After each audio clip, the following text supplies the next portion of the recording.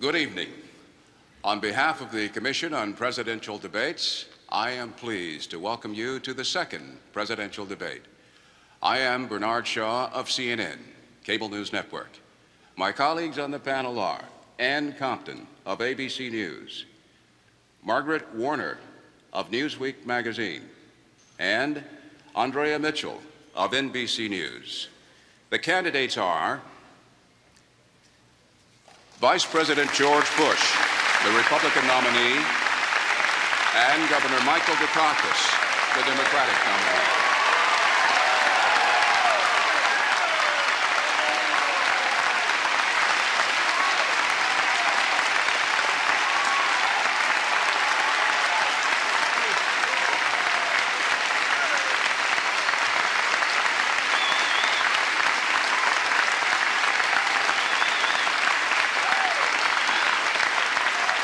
For the next 90 minutes, we will be questioning the candidates following a format designed and agreed to by representatives of the two campaigns. However, there are no restrictions on the questions that my colleagues and I can ask this evening, and the candidates have no prior knowledge of our questions. By agreement between the candidates, the first question goes to Governor Dukakis. You have 2 minutes to respond. Governor, if Kitty Dukakis were raped and murdered, would you favor an irrevocable death penalty for the killer? No, I don't, Bernard, and I think you know that I've opposed the death penalty during all of my life. I don't see any evidence that it's a deterrent, and I think there are better and more effective ways to deal with violent crime. We've done so in my own state, and it's one of the reasons why we have had the biggest drop in crime of any industrial state in America, why we have the lowest murder rate of any industrial state in America. But we have work to do in this nation. We have work to do to fight a real war, not a phony war against drugs, and that's something that I want to lead, something we haven't had over the course of the past many years, even though the Vice President has been, at least allegedly, in charge of that war. We have much to do to step up that war, to double the number of drug enforcement agents, to fight both here and abroad, to work with our neighbors in this hemisphere, and I want to call a hemispheric summit just as soon after the 20th of January as possible to fight that war. But we also have to deal with drug education and prevention here at home.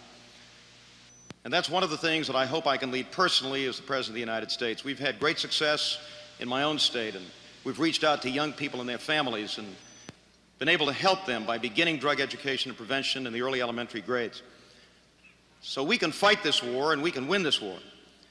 And we can do so in a way that marshals our forces, that provides real support for state and local law enforcement officers who have not been getting that kind of support, do it in a way which will bring down violence in this nation, will help our youngsters to stay away from drugs, will stop this avalanche of drugs that's pouring into the country, and will make it possible for our kids and our families to grow up in safe and secure and decent neighborhoods.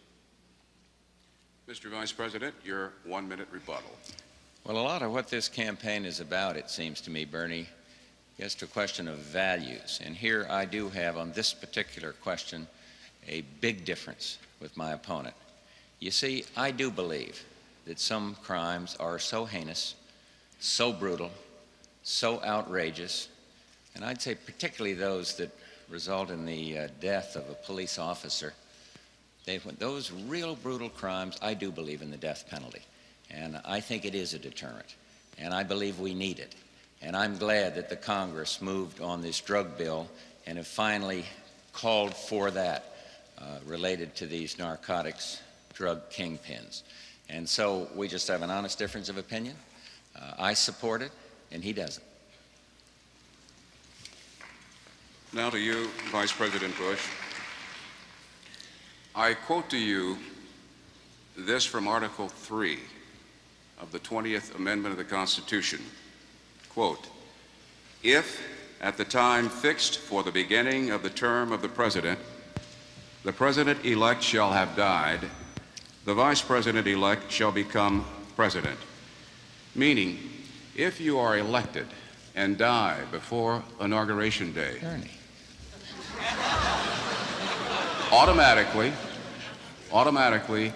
Dan Quayle would become the 41st President of the United States. What have you to say about that possibility? I'd have confidence in him, and I made a good selection.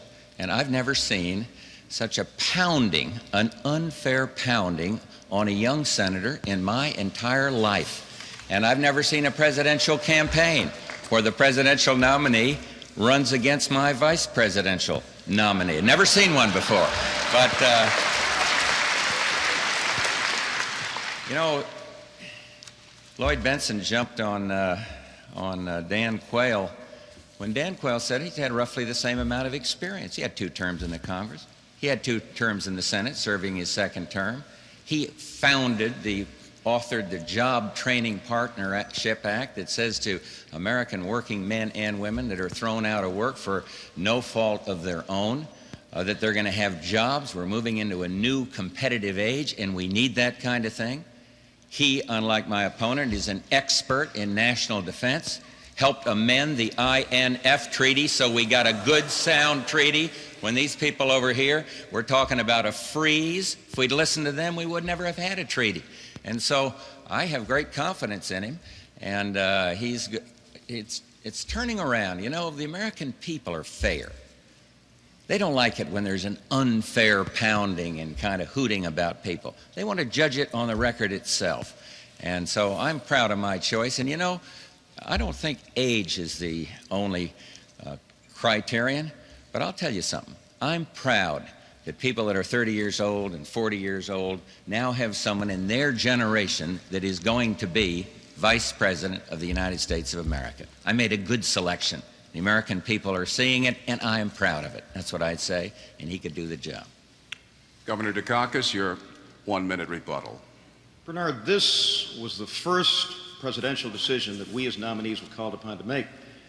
And that's why people are so concerned, because it was an opportunity for us to demonstrate what we were looking for in a running mate. More than that, it was the first national security decision that we had to make. The Vice President talks about national security. 3 times since World War II, the Vice President has had to suddenly become the President Commander-in-Chief. I picked Lloyd Bentsen because I thought he was the best qualified person for the job. Mr.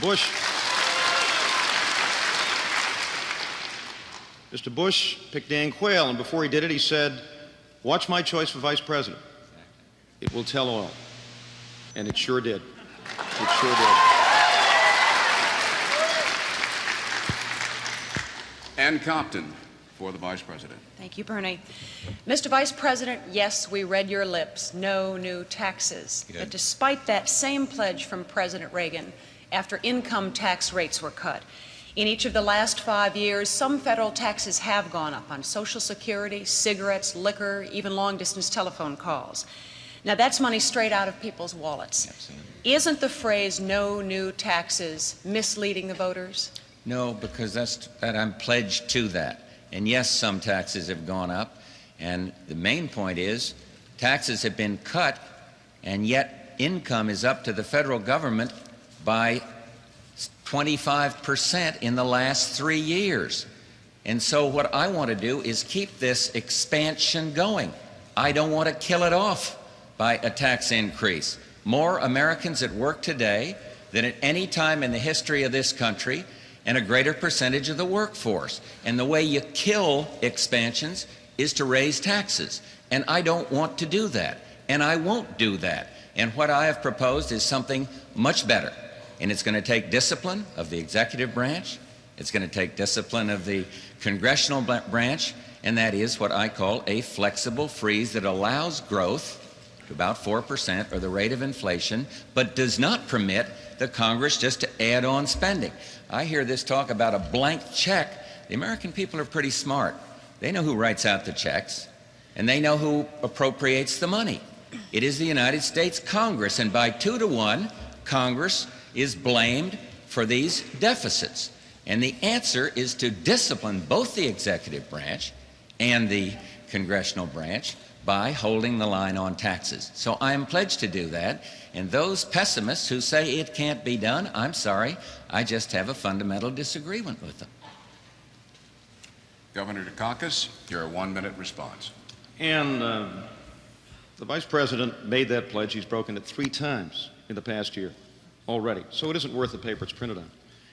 And what I'm concerned about is that if we continue with the policies that Mr. Bush is talking about here this evening, a flexible freeze, somebody described it the other day as a kind of economic Slurpee. He wants to spend billions on virtually every weapon system around. He says he's not going to raise taxes, though he has broken that pledge repeatedly. He says he wants to give the wealthiest 1% of the people in this country a 5-year, $40 billion tax break, and we're going to pay for it. And he's been proposing all kinds of programs for new spending costing billions. Now, if we continue with these policies, this $1.5 trillion worth of new debt that's already been added on the backs of the American taxpayer is going to increase even more. And if we continue with this for another 4 years, then I'm worried about the next generation, whether we can ever turn this situation around. No, we need a chief executive who's prepared to lead, who won't blame the Congress, but will lead, will bring down that deficit, will make tough choices on spending. Governor. Will go out and do the job that we expect of him and do it with the Congress of the United States.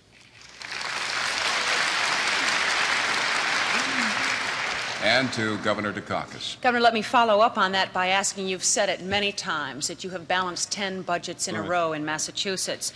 Are you promising the American people here tonight that within a 4-year presidential term you will balance the federal budget? No, I'm not sure I can promise that. I don't think either one of us can, really. There's no way of anticipating what may happen. I will say this, that we'll set as our goal a steady, gradual reduction in the deficit, which will require tough choices on spending. It will require a good, strong rate of economic growth. It will require a plan that the President works out with the Congress, doesn't blame them, works it out with them, which brings that deficit down. It will require us to go out and collect billions and billions of dollars in taxes owed that aren't being paid in this country, and that's grossly unfair to the average American who's paying his taxes and paying them on time and doesn't have any alternative. It's taken out of his paycheck. Mr. Bush says we're going to put the IRS on every taxpayer. That's not what we're going to do. I'm for the Taxpayer Bill of Rights. But I think it's unconscionable, Ann, that we should be talking or thinking about imposing new taxes on average Americans when there are billions out there, over $100 billion in taxes owed that aren't being paid. Now, I think if we work together in that, and if you have a president that will work with the Congress and the American people, we can bring that deficit down steadily, $20, $25, $30 billion a year, build economic growth, build a good, strong future for America, invest in those things which we must invest in, economic development, good jobs, good schools for our kids, college opportunity for young people, decent health care and affordable housing, and a clean and safe environment. We can do all of those things, and at the same time build a future in which we're standing on a good, strong fiscal foundation. Senator Benson said, as you recall, at the debate with Senator Quayle, that if you give any of us $200 billion worth of hot checks a year, we can create an illusion of prosperity. But sooner or later, that credit card mentality isn't going to work. And I want to bring to the White House a sense of strength and fiscal responsibility which will build a good, strong foundation under which this country, or above which this country, can move, grow, invest, and build the best America for its people and for our kids and our grandkids. Mr. Vice President, The governor has to balance the budget in his state. He's required to by law. He's raised taxes several times. I wish he would join me, as a matter of fact, in appealing to the American people for the balanced budget amendment for the federal government and for the line item veto. I'd like to have that line item veto for the president because I think that would be extraordinarily helpful. And I won't do one other thing that he's had to do. Took $29 million out of his state pension fund. That's equivalent on the federal level of taking out of the Social Security Trust Fund. I'm not going to do that. I won't do that, Mr. Member. And so I'm still a little unclear as to whether he's for or against a tax increase. I have been all for the taxpayers' Bill of Rights all along. And this idea of unleashing a whole bunch of army, a conventional force army of IRS agents into everybody's kitchen. I mean, he's against most defense matters, and now he wants to get an army of IRS auditors going out there. I'm against that. I oppose that.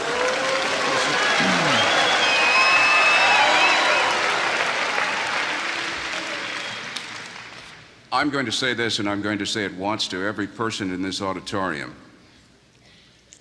What these candidates are about is of utmost seriousness to the American voters. They should be heard, and you should be quiet.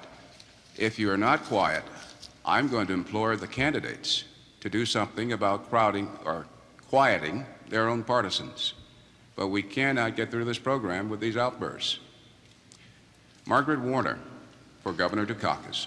Good evening, Governor. Mr. Vice President. Governor, you won the first debate on intellect, and yet you lost it on heart. Just a minute. I don't know whether You'll get your turn. The American I don't know whether the public... Vice President agrees with that. The American public admired your performance, but didn't seem to like you much. Now, Ronald Reagan has found his personal warmth to be a tremendous political asset. Do you think that a president has to be likable to be an effective leader? Margaret, may I go back and just say to the Vice President that I didn't raid the pension fund in Massachusetts. You're dead wrong, George. We didn't do that. As a matter of fact, I'm the first governor in the history of my state to fund that pension system, and I'm very proud of that. And you just have your interest. You just have your interest. No, we did not. No, we did not. I've been in politics for 25 years, Margaret. I've won a lot of elections. I've lost a few, as you know, and learned from those losses.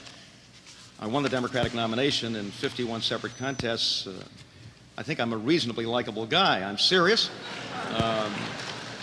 Though I think I'm a little more lovable these days than I used to be back in my youth when I began in my state legislature. But I'm also a serious guy. I think the presidency of the United States is a very serious office. And I think we have to address these issues in a very serious way. So I hope and expect that I'll be liked by the people of this country as President of the United States. I certainly hope I'll be liked by them on the 8th of November. But I also think it's important to be somebody who's willing to make those tough choices. Now, we've just heard 2 or 3 times from the Vice President that he's not going to raise taxes. I repeat, within days after you made that pledge, you broke it. You said, well, maybe as a last resort we'll do it. And you've supported legislation this year that's involved tax increases not once but twice. So that pledge isn't realistic, and I think the Vice President knows it. I think the people of this country know it. The fact of the matter is that the next President of the United States is going to have to go to the White House seriously. He's going to have to work with the Congress seriously. He can't turn to the Congress and blame them for the fact that we don't have a balanced budget and that we have billions and billions of dollars in red ink. And I'm going to be a president who is serious. I hope and expect will be liked by the American people, but more than that, will do the kind of job that I'm elected to do. We'll do it with as much good humor as I can, but at the same time we'll do it in a way which will achieve the goals we want for ourselves and our people. And I think we know what they are. Governor? A good, strong future, a future in which Your there is time is opportunity run for out, all of sir. our citizens. 1 minute from the Vice President. I don't think it's a question of whether people like you or not to make you an effective leader.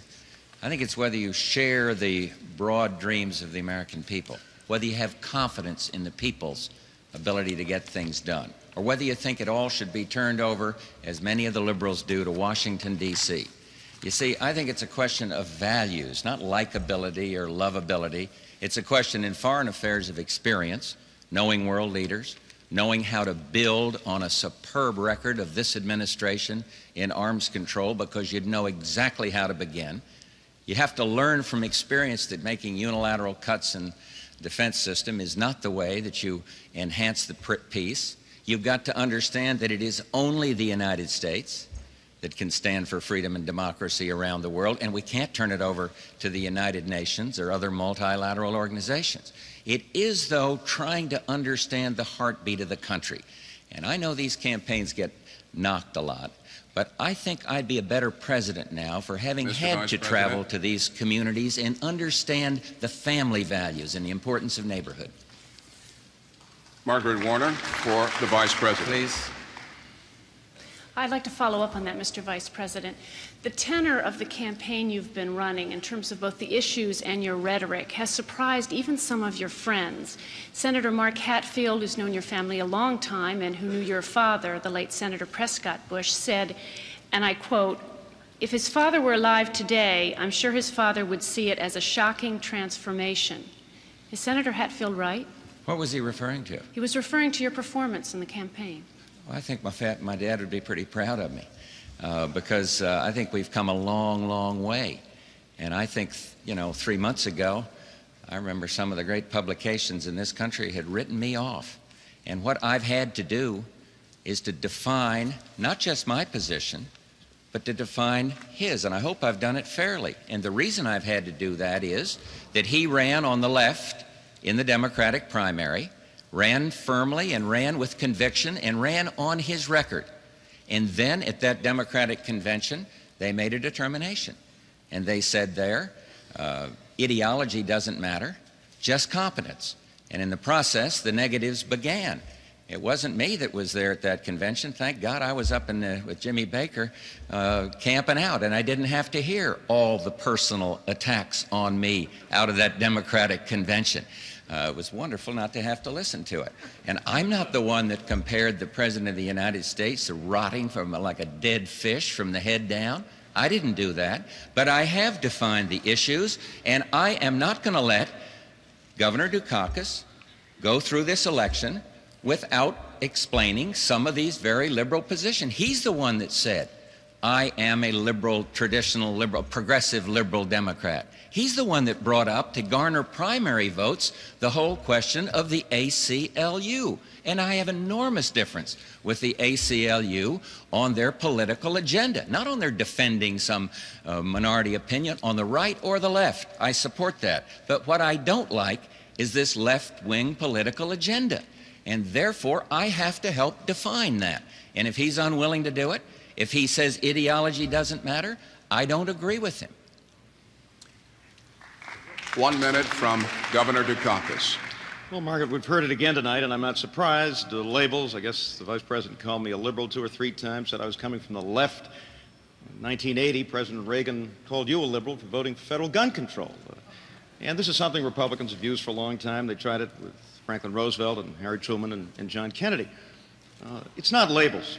It's our vision of America. And we have 2 fundamentally different visions of America. The Vice President is complacent, thinks we ought to stick with the status quo, doesn't think we ought to move ahead, thinks that things are okay as they are. I don't. I think this is a great country because we've always wanted to do better, to make our country better, to make our lives better. We've always been a nation which was ambitious for America, and we move forward. And that's the kind of America I want. That's the kind of leadership I want to provide. But I don't think these labels mean a thing, and I would hope that tonight and in the course of the rest of this campaign we can have our good, solid disagreements on issues. There's nothing the matter with that, but let's stop labeling each other and let's get to the heart of the matter, which is the future of this country.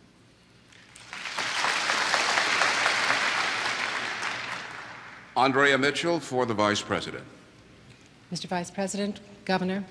Mr. Vice President, let me return for a moment to the issue of the budget, because so much has already been put off limits in your campaign that most people do not believe that the flexible freeze alone will solve the problem of the deficit. So let's turn to defense for a moment. Pentagon officials tell us that there is not enough money in the budget to handle military readiness, preparedness, as well as new weapons systems that have been proposed, as well as those already in the pipeline. You were asked at the first debate what new weapons systems you would cut. You mentioned 3 that had already been canceled. Can you tonight share with us 3 new weapons systems that you would cut? If I knew of 3 new weapon systems that I thought were purely waste and weren't protected by the Congress, they wouldn't be in the budget. They would not be in the budget. But you want one now? I'll give you one. That Hemet, that heavy truck that costs, what is it, $850 million, and the Pentagon didn't request it, and yet a member of Congress, a very powerful one, put it in the budget. I think we can save money through this whole very sophisticated concept, Andrea, that I know you do understand, of competitive strategies. It is new, and it is very, very different than what's happened, but it's not quite ready to be totally implemented, but it's very important. I think we can save through the Packard Commission report, and I'm very proud that David Packard, the originator of that report, is strongly supporting me. So it's not a question of saying our budget is full of a lot of waste. I don't believe that. I do think this. We're in the serious stages of negotiation with the Soviet Union now on the strategic arms control talks. And we are protecting a couple of options in terms of modernizing our strategic forces. My Secretary of Defense is going to have to make a very difficult decision in which system to go forward with. But we are protecting both of them. We're moving forward with the negotiations. And you see, I just think it would be dumb negotiating policy with the Soviets to cut out one or the other of the two options right now. The Soviets are modernizing. They continue to modernize. And we can't simply say, we've got enough nuclear weapons, let's freeze. We can't do that. We have to have modernization, especially if we achieve the 50% reduction in strategic weapons that our president is taking the leadership to attain. And so that's the way I'd reply to it. And I believe we can have the strongest and best defense possible if we modernize, if we go forward with competitive strategies, and if we do follow through on the Packard Commission report. Governor Dukakis, 1 minute.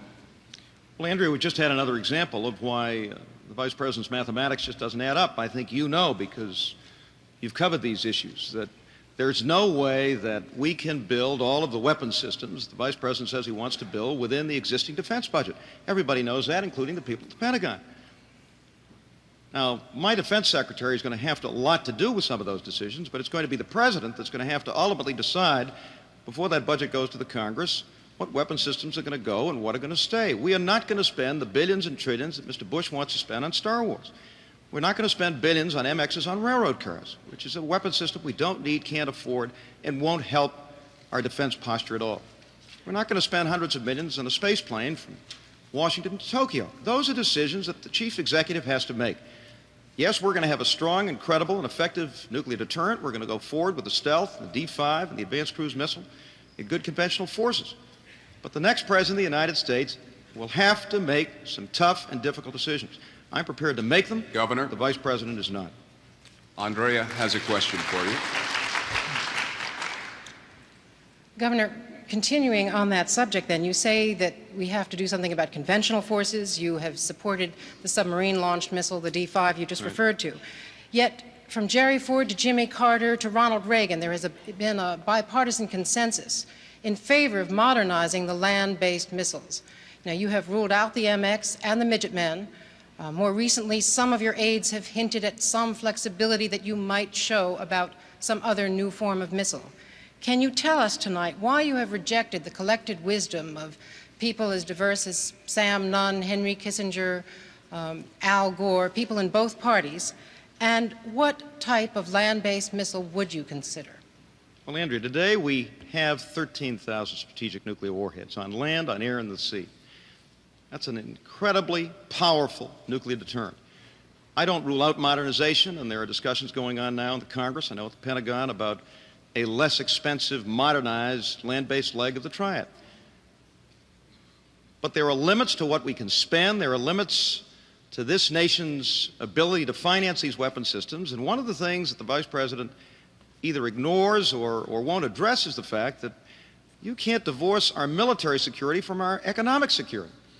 How can we build a strong America militarily that's teeter-tottering on a mountain of debt? And if we go forward with the kinds of policies that the Vice President is suggesting tonight and has in the past, that debt's going to grow bigger and bigger and bigger. So military security and economic security go hand in hand. And we will have a strong and effective and credible nuclear deterrent. We're going to have conventional forces that are well-maintained, well-equipped, well-trained, well-supported. And we have serious problems with our conventional forces at the present time, and they'll get worse unless we have a president who is willing to make some of these decisions. And we also have important domestic priorities in education, in housing, in health care, in economic development, in job training, in the environment. Now, all of these things are going to have to be addressed. And that's why I say again to all of you out there who have to deal with your household budgets and know how difficult it is, that the next president has to do the same. I want the men and women of our armed forces to have the support they need to defend us, the support they need when they risk our lives to keep us free and to keep this country free. But we cannot continue to live on a credit card. We cannot continue to tell the American people that we're going to build all of these systems and at the same time invest in important things here at home and be serious about building a strong and good America. And that's the kind of America I want to build. 1 minute for the Vice President. I think the foremost... Can we start the clock over? I held off for the applause. Can I get You can proceed, sir. I think the foremost responsibility of a president really gets down to the national security of this country. The governor talks about limits, what we can't do, opposes these two modernization systems, talks now about, we'll develop some new kind of a missile. It takes 8 years, 10 years to do that. He talked about a nuclear freeze back at the time when I was in Europe trying to convince European public opinion that we ought to go forward with the deployment of the INF weapons. And thank God the freeze people were not heard. They were wrong. And the result is we deployed, and the Soviets kept deploying, and then we negotiated from strength, and now we have the first arms control agreement in the nuclear age to ban weapons. You just don't make unilateral cuts in the naive hope that the Soviets are going to behave themselves. World peace is important, and we have enhanced the peace, and I'm proud to have been a part of an administration that has done exactly that. Peace through strength works. Ann Compton for Governor Dukakis. Governor, today they may call them role models, but they used to be called heroes, the kind of public figure who could inspire a whole generation, someone who was larger than life. My question is not who your heroes were. My question instead is, who are the heroes who are there in American life today? Who are the ones that you would point out to young Americans as figures who should inspire this country? Well, I think when I think of heroes, I think back, not presently, but there are many people who I admire in this country today. Some of them are in public life, in the Senate, the Congress, some of my fellow governors who are real heroes to me. I think of those young athletes who represented us at the Olympics, were tremendously impressive. We were proud of them. We felt strongly about them, and they did so well by us. I can think of doctors and scientists, Jonas Salk, who, for example, discovered a vaccine which cured one of the most dread diseases we ever had, and he's a hero. I think of classroom teachers that I have had, classroom teachers that youngsters have today who are real heroes to our young people because they inspire them, they teach them, but more than that, they are role models.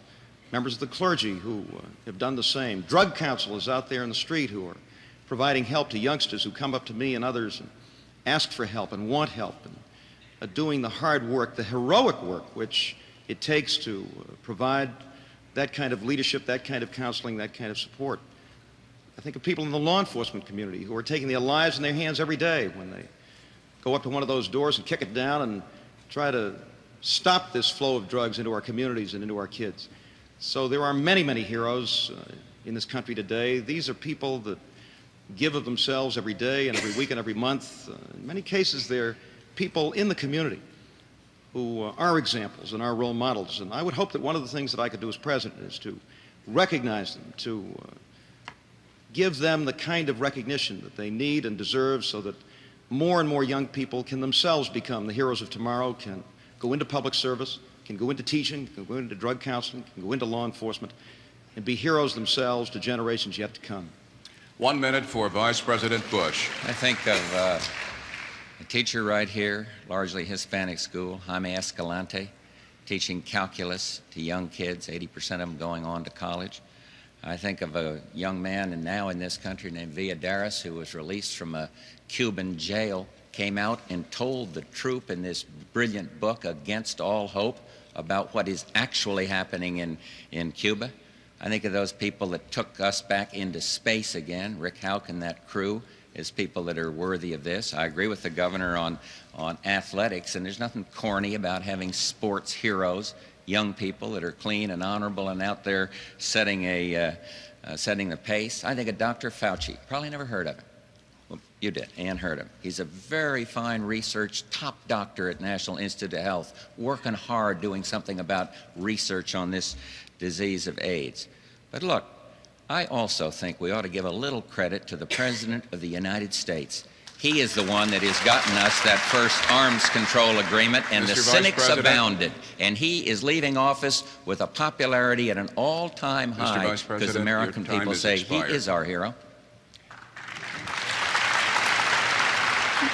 Ann has a question for you, Mr. Vice President. Let's change the pace a little bit, Mr. Vice President. In this campaign, some hard and very bitter things have been spoken by each side, about each side.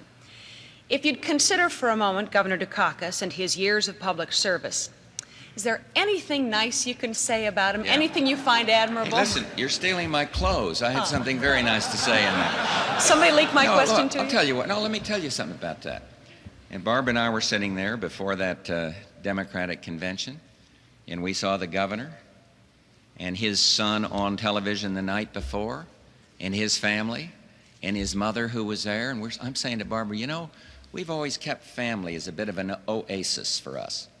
You all know me, and we've held it back a little. But we use that as a role model. The way he took understandable pride in his heritage, what his family means to him, and we've got a strong family, and we watched that, and we said, hey, we got to unleash the Bush kids. And so you saw 10 grandchildren there jumping all over their grandfather at the convention. You see our 5 kids all over this country and their spouses. And so I would say that the concept of Dukakis' family has my great respect. And I'd say that, I don't know if that's kind or not, it's just an objective statement. And I think the man, anybody that gets into this political arena and has to face you guys every day, deserves a word of praise, because it's gotten a little ugly out there. It's gotten a little nasty. It's not much fun sometimes. And I would cite again Dan Quayle. I've been in politics a long time, and I don't remember that kind of piling on, that kind of ugly rumor that never was true, printed. Now, come on. So some of it's unfair, but he's in the arena. Teddy Roosevelt used to talk about the arena. You know, daring to fail greatly or succeed, no matter. He's in there. So I salute these things. I salute those who participate in the political process. Sam Rayburn had a great expression on this. He said, you know, hear all these intellectuals out there griping and complaining and saying there's negative coverage. Rayburn says, yeah, and that guy never ran for sheriff either. Michael Dukakis has run for sheriff, and so has George Bush. Governor, a 1-minute response, sir. I didn't hear the word liberal or left one time. I thank you for that. That's not bad. That's true. Go ahead. And doesn't that prove the point, George, which is that values like family and education, community, It's where you want to take the country. decent homes for young people, that family in Long Island I visited on Monday where Lou and Betty Talamo bought a house for some $19,000 back in 1962. Have had 7 children. They're all making good livings. They can't live in the community in which they grew up in. Those are basic American values. I believe in them. I think you believe in them. They're not left or right. They're decent American values. I guess the one thing that concerns me about this, Ann, is this attempt to label things which all of us believe in. We may have different approaches. We may think that you deal with them in different ways, but they're basically American. I believe in them. George Bush believes in them. I think the vast majority of Americans believe in them, and I hope Governor, the tone we've just heard might just be the tone we have for the rest of the campaign. I think the American people would appreciate that. Margaret Warner for the Vice President. Vice President Bush, abortion remains with us as a very troubling issue, and I'd like to explore that for a minute with you. You have said that you regard abortion as murder, yet you would make exceptions in the case of rape and incest. My question is, why should a woman who discovers through amniocentesis that her baby will be born with Tay-Sachs disease, for instance, that the baby will live at most 2 years, and those 2 years in incredible pain, be forced to carry the fetus to term, and yet a woman who becomes pregnant through incest would be allowed to abort her fetus? Because you left out one other exception, the health of the mother. Let me answer your question, and I hope it doesn't get too personal or maudlin. Bar and I lost a child. You know that. We lost a daughter, Robin. And we were out, I was over running records in West Texas, and I got a call from her, come home. Went to the doctor. The doctor said, beautiful child. Your child has a few weeks to live. And I said, what can we do about it? She said, no, she has leukemia, acute leukemia, a few weeks to live. We took the child to New York. Thanks to the miraculous sacrifice of doctors and nurses, the child stayed alive for 6 months and then died. If that child were here today, and I was told the same thing, my granddaughter, Noelle, for example, that child could stay alive for 10 or 15 years, or maybe for the rest of her life. And so I don't think that you make an exception based on medical knowledge at the time. I think human life is very, very precious. And look, this hasn't been an easy decision for me to meet. I know others disagree with it. But when I was in that little church across the river from Washington and saw our grandchild christened in our faith, I was very pleased indeed that the mother had not aborted that child and put the child up for adoption. And so I just feel this is where I'm coming from. And it is personal, and I don't assail him on that issue or others on that issue. But that's the way I, George Bush, feel about it. 1 minute for Governor Dukakis. Margaret, Kitty and I had very much the same kind of experience that the Bushes had. We lost a baby. Lived about 20 minutes after it was born. But isn't the real question that we have to answer not how many exceptions we make, because the Vice President himself is prepared to make exceptions. It's who makes the decision. Who makes this very difficult, very wrenching decision? And I think it has to be the woman, in the exercise of her own conscience and religious beliefs, that makes that decision. Who are we to say, well, under certain circumstances, it's all right, but under other circumstances, it isn't? That's a decision that only a woman can make after consulting her conscience and consulting her religious principles.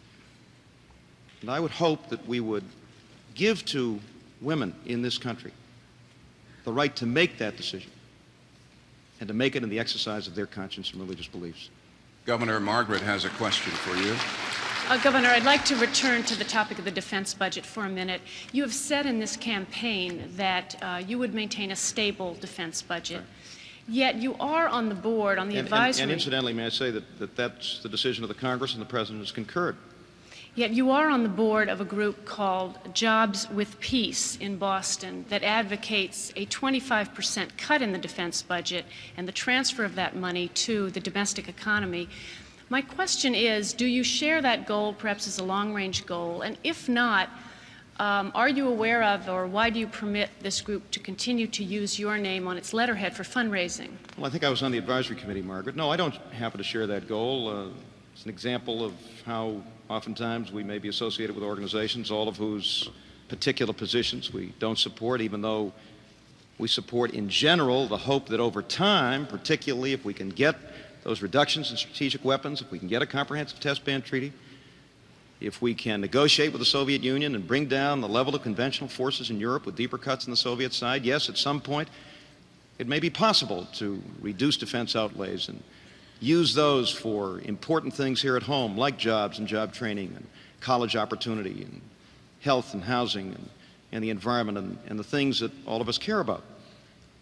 But I do think this, that the next president, even within a relatively stable budget, and that's what we're going to have for the foreseeable future, we'll have to make those tough choices that I was talking about and that Mr. Bush doesn't seem to want to make. And that really is going to be a challenge for the next president of the United States. I don't think there's any question about it.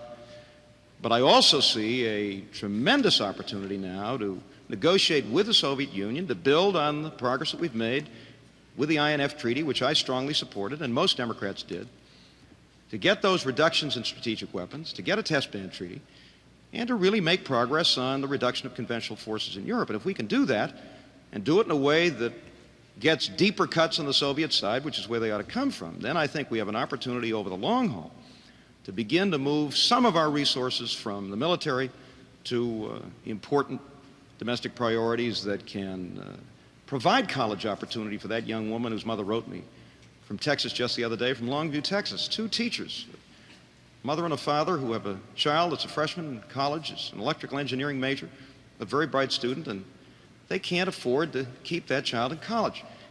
So I hope that we can begin to move those resources. It's not going to happen overnight. It certainly will have to happen on a step-by-step basis as we make progress in arms negotiation and arms control and arms reduction. But it certainly ought to be a long-term goal of all Americans, and I think it is.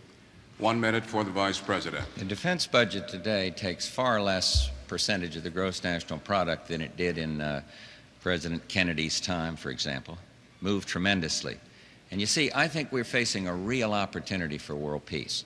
This is a big question, and it's a question as to whether the United States will continue to lead for peace. See, I don't believe any other country can pick up the mantle. I served at the UN. I don't think we can turn over these kinds of decisions of the collective defense to the United Nations or anything else. So what I'm saying is we are going to have to make choices. I said I would have the Secretary of Defense sit down, but while the President is negotiating with the Soviet Union, I simply do not want to make these unilateral cuts. And I think those that advocated the freeze missed the point that there was a better way, and that better way has resulted in a principle, asymmetrical cuts. Soviets take out more than we do, and the principle of intrusive verification. And those two principles can now be applied to conventional forces, to strategic forces, provided we don't give away our hand before we sit down at the table. Andrea Mitchell for Governor Dukakis. Governor, you've said tonight that you set as a goal the steady reduction of the deficit, and you've talked about making tough choices, so perhaps I can get you to make one of those tough choices.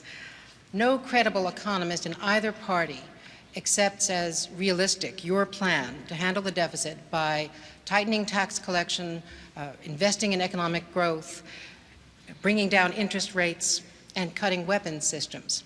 So and some domestic programs as well, Andrew. Some domestic programs as well. So let's assume now, for argument purpose, that it is the spring of 1989 and you are President Dukakis and you discover that all of those economists were right and you were wrong.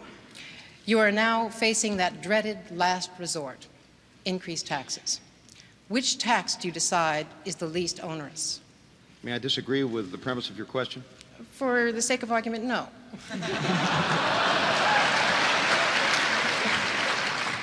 As a matter of reality, I'm going to have to.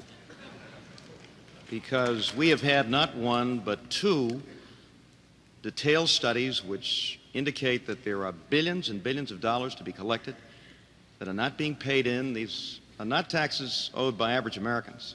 We don't have an alternative. We lose it when it's taken out of our paycheck before we even get it. But it's the Internal Revenue Service which estimates now that we aren't collecting $100 billion or more in taxes owed in this country.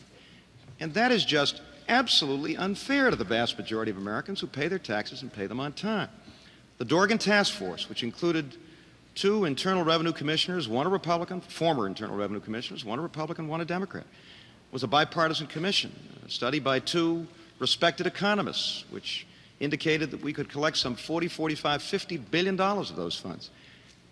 The point is, you've got to have a president who's prepared to do this and to begin right away, and preferably a president who, as a governor of a state, has had very, very successful experience at doing this. In my own state, we did it. In other states, we've done it. Republican governors as well as Democratic governors, and we've had great success at revenue enforcement. Now, the Vice President will probably tell you that it's going to take an army of IRS collectors again. Well, his campaign manager, who used to be the Secretary of the Treasury, was taking great credit about a year ago in asking and receiving from the Congress substantial additional funds to hire Internal Revenue agents to go out and collect these funds. And I'm happy to join Jim Baker in saying that we agree on this. But the fact of the matter is that this is something that we must begin. It's going to take at least the first year of the new administration. But the Dorgan Task Force, the bipartisan task force, estimated that we could collect about $35 billion in the fifth year, $105 billion over 5 years. The other study, even more than that, and that's where you begin. 1 minute response, Mr. Vice President. Well, Andrea, you didn't predicate that lack of economist support for what I call a flexible freeze, because some good, very good economists do support that concept. And I think where I differ with the governor of Massachusetts is I am optimistic. They jumped on me yesterday being a little optimistic about the United States. I am optimistic, and I believe we can keep this longest expansion going. I was not out there when that stock market dropped, wringing my hands and saying this was the end of the world, as some political leaders were, because it isn't the end of the world. And what we have to do is restrain the growth of spending, and we are doing a better job of it. The Congress is doing a better job of it, and the dynamics work, but they don't work If you go raise taxes and then the Congress spends it, continues to spend that. The American working man and woman are not taxed too little. The federal government continues to spend too much. Oops, hold it. Mr. Vice President, Andrea has a question. So for that matter, people such as ourselves here on this panel. More so you than me. But we could argue about that. So. No, but you got to go back to what Social Security was when it was created. It wasn't created as a welfare program. It wasn't created that it was created as a whole retirement or help supplement to retirement program. It wasn't created as a welfare program. So here's what's happened. We came into office and the Social Security Trust Fund was in great jeopardy.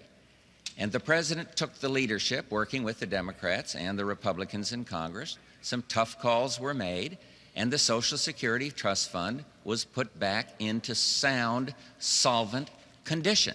So I don't want to fool around with it. And there's a good political reason, because it's just about this time of year that the Democrats start saying the Republicans are going to take away your Social Security. It always works that way. I've seen it in precinct politics in Texas, and I've seen it at the national level.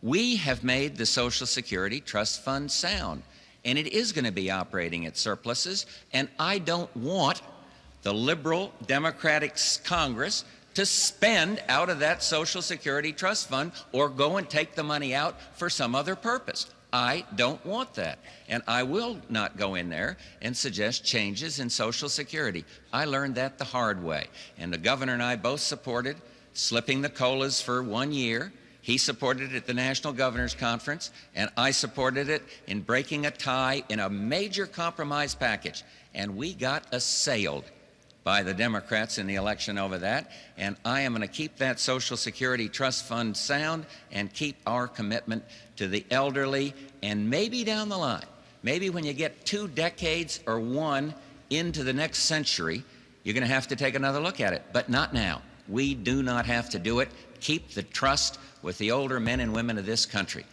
Governor, you have 1 minute, sir. Andrea, I don't know which George Bush I'm listening to. George Bush a few years ago said that Social Security was basically a welfare system. Oh. And in 1985, he flew back from the West Coast to cut that COLA. I voted against that at the National Governors Association. We won a majority. We didn't win the 2/3 that was necessary in order to pass that resolution, George, but everybody knew what we were doing, and I've opposed that. The reason that we raise concerns, not just in election years, but every year, is because Republicans, once they're elected, go in there and start cutting. You did it in 1985. The administration tried to do it repeatedly in 81, 82, and I'm sure you'll try to do it again, because there's no way that you can finance what you want to spend. There's no way you can pay for that 5-year, $40 billion tax cut for the rich and still buy all those weapon systems you want to buy unless you raid the Social Security Trust Fund. Ann Compton for the Vice President. Mr. Vice President, there are 3 justices of the Supreme Court who are in their 80s, and it's very likely the next president will get a chance to put a lasting mark on the Supreme Court. For the record, would your nominees to the Supreme Court have to pass something that has been called a kind of conservative ideological litmus test, and would you give us an idea of perhaps who 2 or 3 people on your short list are for the court? Well, one, I don't have a list yet. I feel pretty confident tonight, but not that confident. And secondly, I don't have any litmus test. But what I would do is appoint people to the federal bench that will not legislate from the bench, who will interpret the Constitution. I do not want to see us go to, again, and I'm using this word advisedly, a liberal majority that is going to legislate from the bench.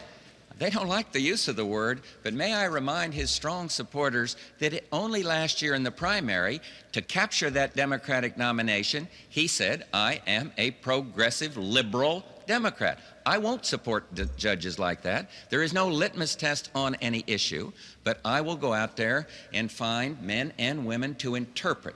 And I don't have a list, but I think the appointments that the President has made to the bench have been outstanding, outstanding appointments. Including board? Yeah. Governor, Support him. you have a 1-minute response time. If the Vice President of the United States thinks that Robert Bork was an outstanding appointment, that is a very good reason for voting for Mike Dukakis and Lloyd Bentsen on the 8th of November. And I think Mr. Bush supported the Bork nomination.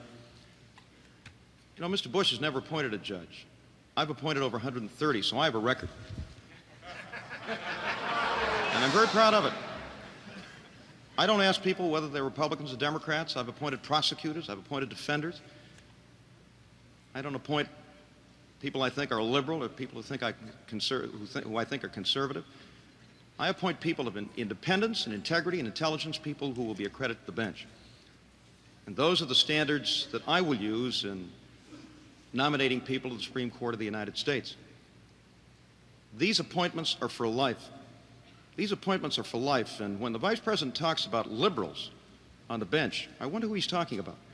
Is he talking about a former governor of the state of California who was a former prosecutor? Governor. And a Republican named Earl Warren?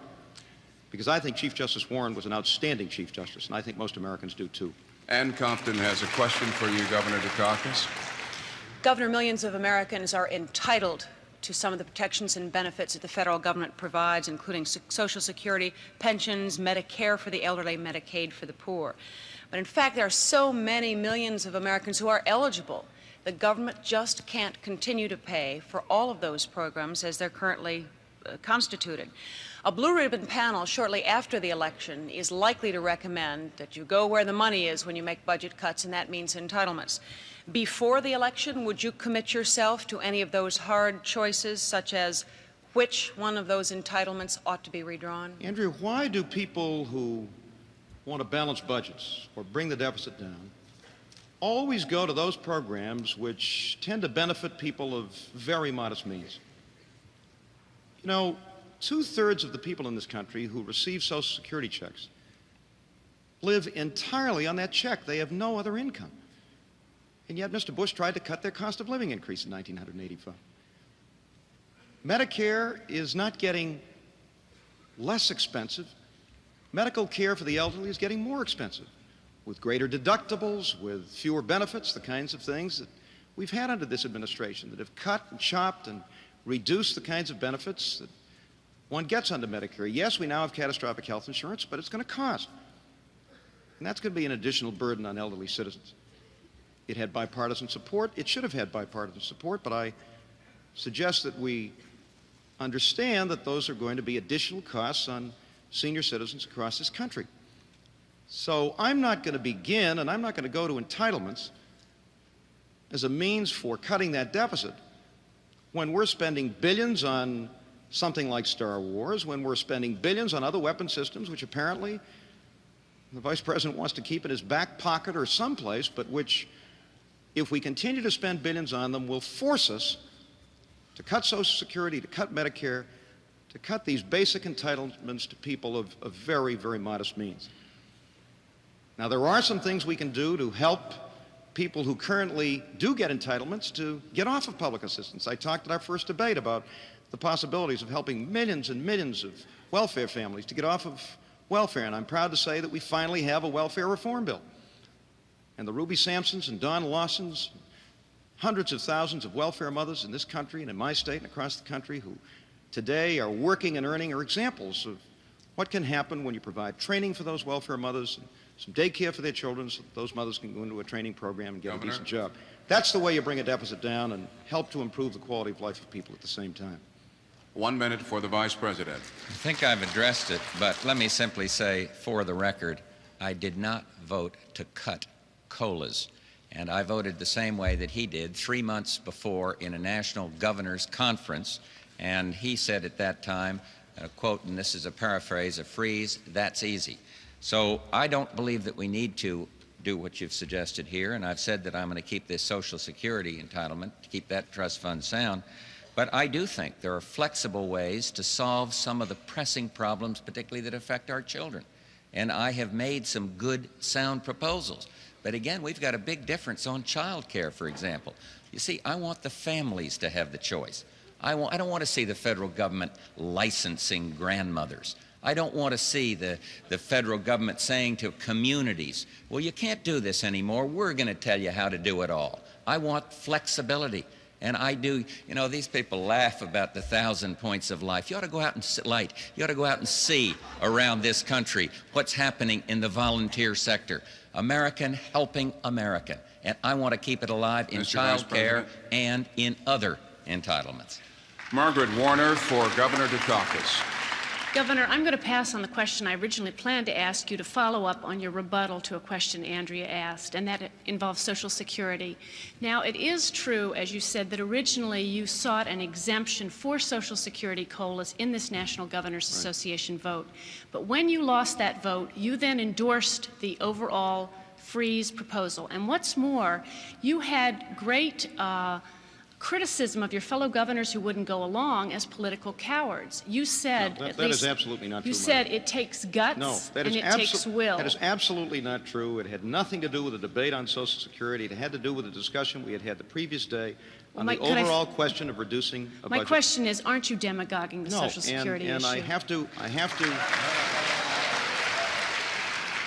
just have to correct the record. That simply isn't true. Now, we're not a parliamentary body, the National Governors Association.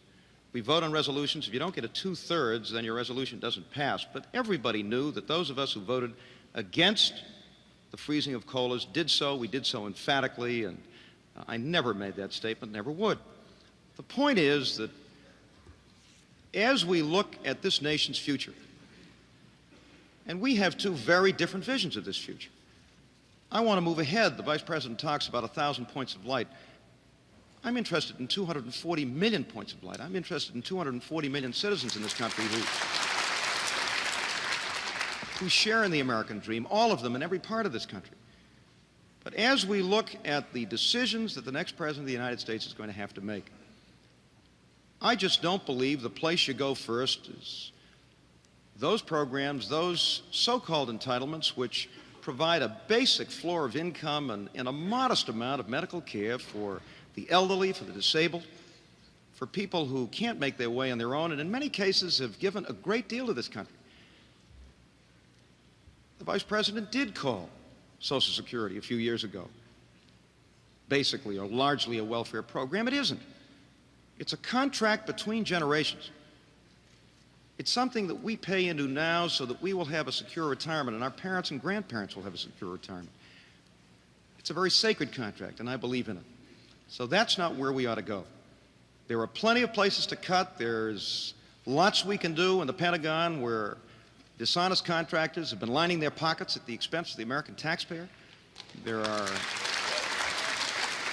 We certainly ought to be able to give our farm families a decent income without spending $20 to $25 billion a year in farm subsidies, and I'm sure we can do that. That's where we ought to go, and those are the programs that we ought to review first. 1 minute for the Vice President. Well, let me take him up on this question of farm subsidies. We have a fundamental difference approach on agriculture. He favors this supply maintenance or production controls. He said that. He's been out in the states saying that, in these Midwestern states. I don't. I think the farm bill that he criticizes was good legislation, outstanding legislation. And I believe the answer to the agricultural economy is not to get the government further involved, but to do what I'm suggesting. First place, never go back to that Democratic grain embargo, that liberal Democrat grain embargo that knocked the markets right out from under us and made Mr. Gorbachev say to me when he was here, "How do I know you're reliable suppliers?" We never should go back to that. And we ought to expand our markets abroad. We ought to have rural enterprise zones. We ought to move forward swiftly on my ideas of ethanol, which would use more corn and therefore create a bigger market for our agricultural products. But let's not go back and keep assailing a farm bill that passed with overwhelming Democrat and Republican support. The farm payments are going down because the agricultural economy is coming back. Margaret Warner has a question for you, Mr. Vice President. Mr. Vice President, I'd like to cover a subject that wasn't covered in the first debate. You have said in this campaign, I am an environmentalist, and described yourself as having zero tolerance for polluters, and yet your record does seem to suggest otherwise. When you were head of the President's Task Force on Regulatory Relief, You did urge EPA to relax regulations involving the elimination of lead from gasoline. I believe you urged suspension of rules requiring industries to treat toxic waste before discharging them in sewers. And your group also urged OSHA to weaken the regulations requiring that workers be informed of dangerous chemicals at the work site. Finally, I believe you did support the President's veto of the Clean Water Act. And my question is, how do you square your campaign rhetoric with this record? 90% reductions in lead since I chaired that regulatory task force. 90%. It's almost, you remember that expression, get the lead out? It's almost out, almost gone. Clean water, I'm for clean water. But what I'm not for is measuring it the way that the Democratic Congress does. We set up a good bill on clean water, a sound bill on clean water, but the only way you can express your love for clean water is to double the appropriations for clean water and then rant against the deficit. I am for clean water. I've been an outdoorsman and a sportsman all my life. I've been to these national parks. I led for the Bro-Wallop bill, or what formerly Dingell-Johnson. I headed the task force when I was a member of the Congress way back in the late 60s on these kinds of things on the Republican side. I led for that. And so I refuse to measure one's commitment as to whether you're going to double the spending. That is the same old argument that gotten us into the trouble on the deficit side. So I'll just keep saying I am one. I'm not going to go down there and try to dump the sludge from Massachusetts off the beaches off of New Jersey. I'm not going to do that. That boo is excessively loud. Can you add 5 seconds, Bernie, out of fairness? Come on. Give me 5. I mean, this is too much down there. But I'm not going to do that. I am an environmentalist. I believe in our parks. I believe in the President's Commission on Outdoors. And I'll do a good job because I am committed. Governor Dukakis, you have 1 minute to respond. Margaret, I'm not sure I can get all of this in 1 minute. George, we have supply management today under the 1985 bill. It's called set-asides. Secondly, if you are so opposed to the grain embargo, why did you ask the godfather of the grain embargo to be one of your top foreign policy advisors? I'm against the grain embargo. It was a mistake. I'm also against the pipeline embargo, which you folks attempted to impose. That was a mistake as well and cost thousands of jobs to American workers in the Midwest and all over the United States of America. Margaret, once again, I don't know which George Bush I'm talking about here or looking at. The George Bush who was a charter member of the environmental wrecking crew that went to Washington in the early 80s and did a job in the EPA, or the one we've been seeing and listening to the past 2 or 3 months. But let me say this, because he spent millions and millions of dollars on advertising on the subject of Boston Harbor. George, Boston Harbor was polluted for 100 years. I'm the first governor to clean it up. No thanks to you. No thanks to you. And we've been cleaning it up for 4 years. We passed landmark legislation in '84. No thanks to you. Did everything you could to kill the Clean Water Act and those grants, Governor, which make it possible for states and local communities to clean up rivers and harbors and streams. Andrea Mitchell has a question for you, Mr. Vice President. Mr. Vice President, Jimmy Carter has called this the worst campaign ever. Richard Nixon has called it trivial, superficial, and inane. Whoever started down this road first of negative campaigning, the American people, from all reports coming to us, are completely fed up. Now, do you have any solutions to suggest? Is there time left to fix it? There are 26 days left. For instance, would you agree to another debate before it's all over so that the American people would have another chance before Election Day to compare you two? No, I will not agree to another debate. The American people are up to here with debates. They had 30 of them. We had 7 of them. Now we got 3 of them. I am going to carry this election debate all across this country in the last, whatever remains of the last 3.5 weeks or whatever we have. And the answer is no. I am not going to have any more debates. We don't need any more debates. I've spelled out my position. In terms of negative campaigning, you know, I don't want to sound like a kid in the schoolyard. He started it. But take a look at the Democratic Convention. Take a look at it. Do you remember the senator from Boston chanting out there and the ridicule factor from that lady from Texas that was on there? I mean, come on. This was just outrageous. But I'll try harder to keep it on a high plane. But let me, if you could accept a little criticism. I went all across central Illinois and spoke about agricultural issues in about 7 stops. We had some fun. Crystal Gale, Loretta Lynn with us, and they got up and sang, went to little towns, and I talked agriculture.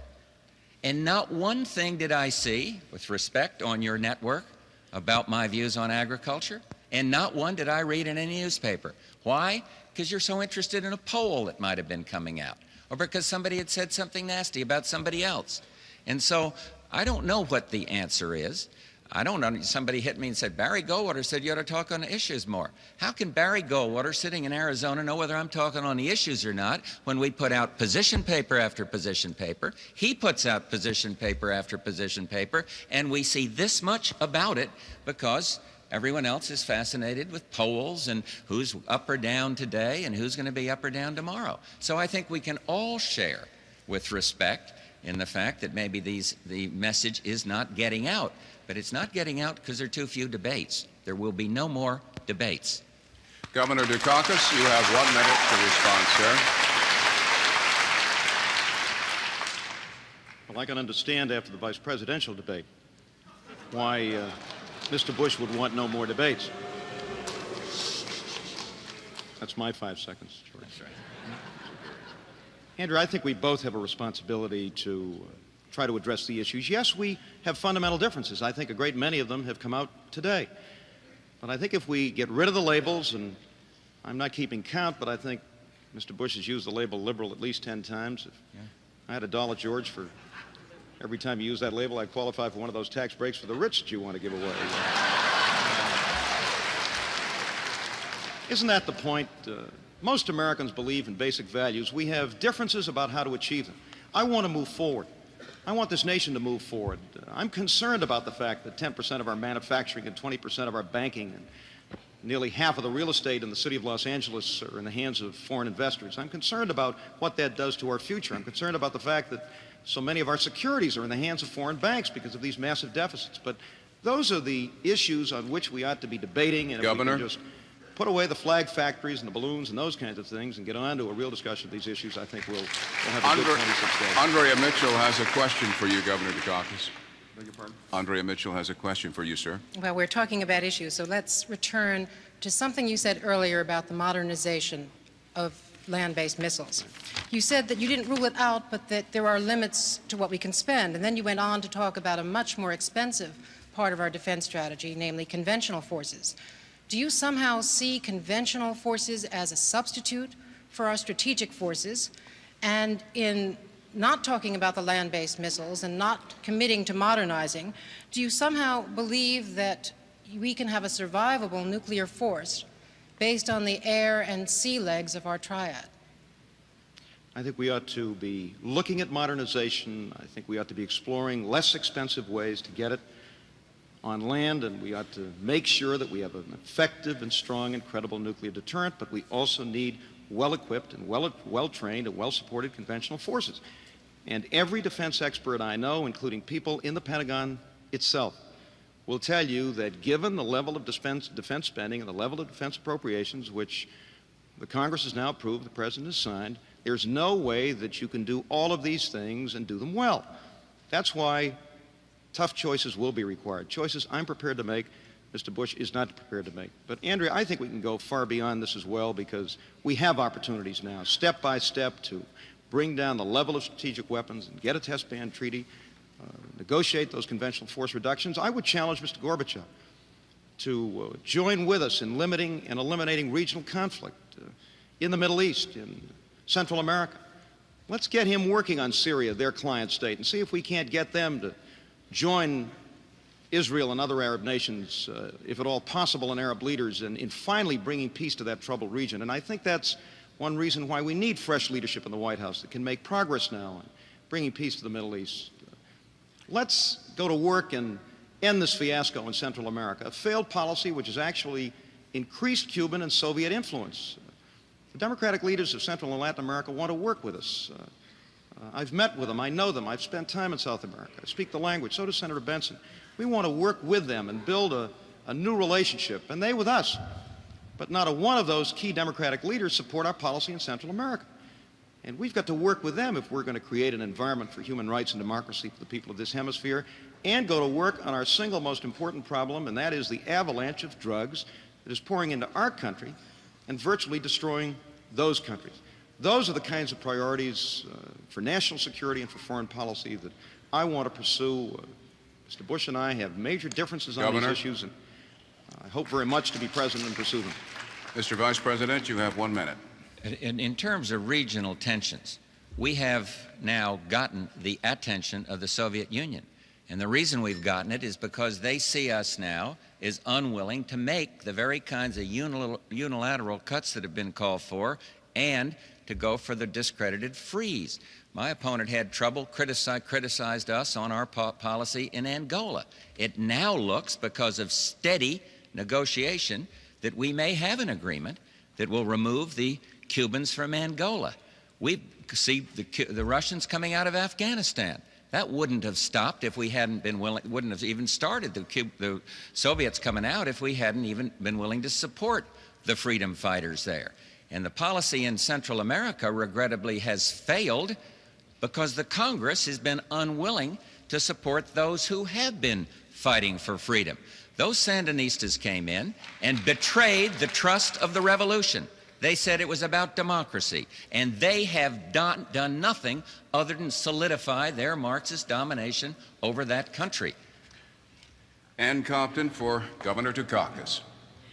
Governor, nuclear weapons need nuclear material replenished on a regular basis, and just this week yet another nuclear manufacturing plant was closed because of safety concerns. Some in the Pentagon fear that too much priority has been put on new weapons programs, not enough on current programs, and worry that the resulting shortage would be amounting to nothing less than unilateral nuclear disarmament. Is that a priority that you feel has been ignored by this administration, or the Pentagon officials making too much of it? Well, it's a great concern of mine, and I think of all Americans, and perhaps the Vice President can tell us what's been going on. This is another example of misplaced priorities. An administration which wants to spend billions on weapon systems that we don't need and can't afford, and now confronts us with a very serious problem in plants that are supposed to be producing tritium and plutonium and providing the necessary materials for existing weapons. Yes, if we don't do something about it, we may find ourselves unilaterally, if I may use that term, dismantling some of these weapons. What's been going on? Who's been in charge? Who's been managing this system?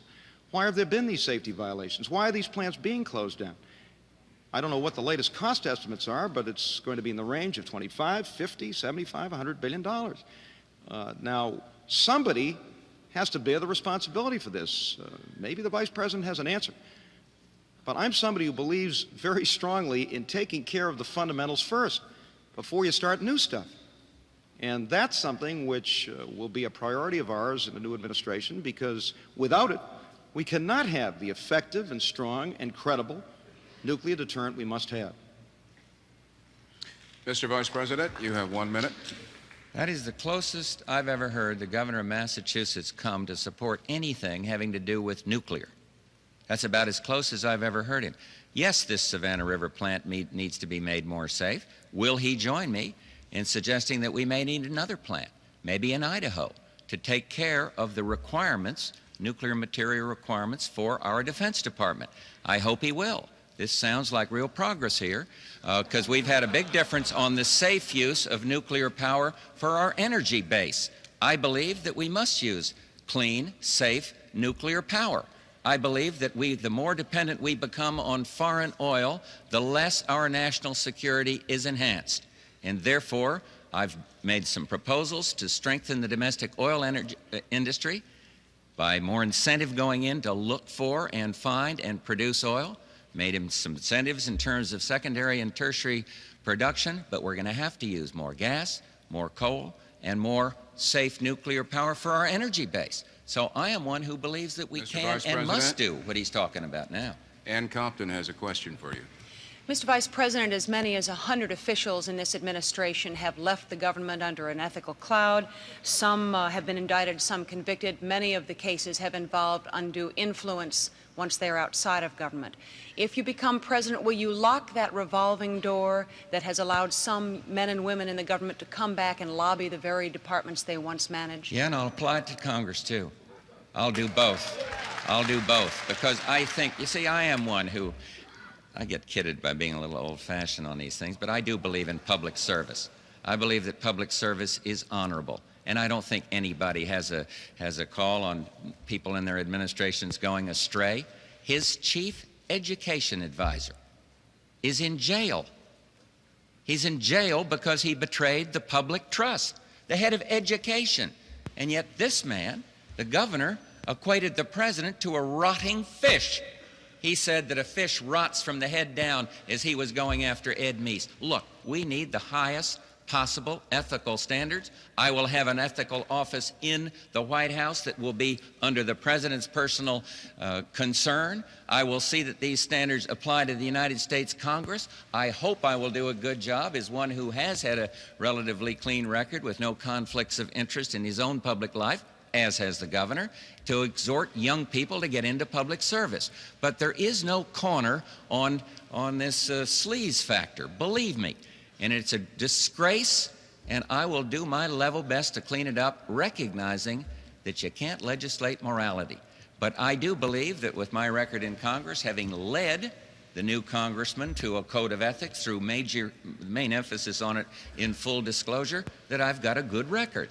And there are more, if you want to talk about percentage appointments, more members of Congress who have been under investigation percentage-wise than people in the executive branch. And so it isn't one, and state governments have had a tough time. Some of his college presidents aren't exactly holier than thou. So let's not be throwing stones about it. Let's say this isn't Democrat or Republican, and it isn't liberal or conservative. Let's vow to work together to do something about it. Governor, you have 1 minute to respond. And I would agree that integrity is not a Republican or a Democratic issue. It's an American issue. But here again, I don't know which George Bush I'm listening to.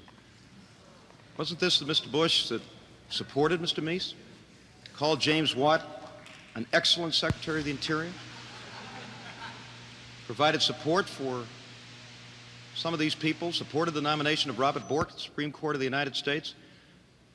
We've had dozens and dozens of officials in this administration who have left under a cloud, who have left with a special prosecutor on their arm, have been indicted, convicted. This isn't the kind of administration we need, and one of the reasons our selection of a running mate is so important and is such a test of the kinds of standards we'll set is because it tells the American people in advance of the election just what kind of people we're looking for. I picked Lloyd Bentsen.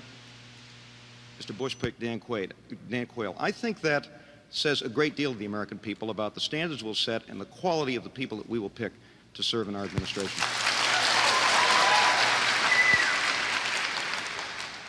To each of you candidates, regrettably, I have to inform you that we have come to the end of our questions. That's a pity. Before I ask the candidates to make their closing remarks, on behalf of the Commission on Presidential Debates, I would like to thank all of you for joining us this evening. Governor Dukakis, yours is the first closing statement, sir. 28 years ago, as a young man just graduated from law school, I came to this city, came clear across the country to watch John Kennedy be nominated for the presidency of the United States, right here in Los Angeles. I never dreamed that someday I would win that nomination and be my party's nominee for president. That's America. That's why I'm proud and grateful to be a citizen of this country. 26 days from today, you and millions of Americans will choose two people to lead us into the future as President and Vice President of the United States. Our opponents say things are okay. Don't rock the boat. Not to worry. They say we should be satisfied. But I don't think we can be satisfied when we're spending $150 billion a year on interest alone on the national debt, much of it going to foreign bankers, or when 25% of our high school students are dropping out of school, or when We have 2.5 million of our fellow citizens, a third of them veterans, who are homeless and living on streets and in doorways in this country, or when Mr. Bush's prescription for our economic future is another tax giveaway to the rich. We can do better than that. Not working with government alone, but all of us working together. Lloyd Bentsen and I are optimists, and so are the American people. And we ask you for your hands and your hearts and your votes on the 8th of November so we can move forward into the future. Kitty and I are very grateful to all of you for the warmth and the hospitality that you've given to us in your homes and communities all across this country. We love you, and we're grateful to you for everything that you've given to us. And we hope that we'll be serving you in the White House in January of 1989. Thank you, and God bless you.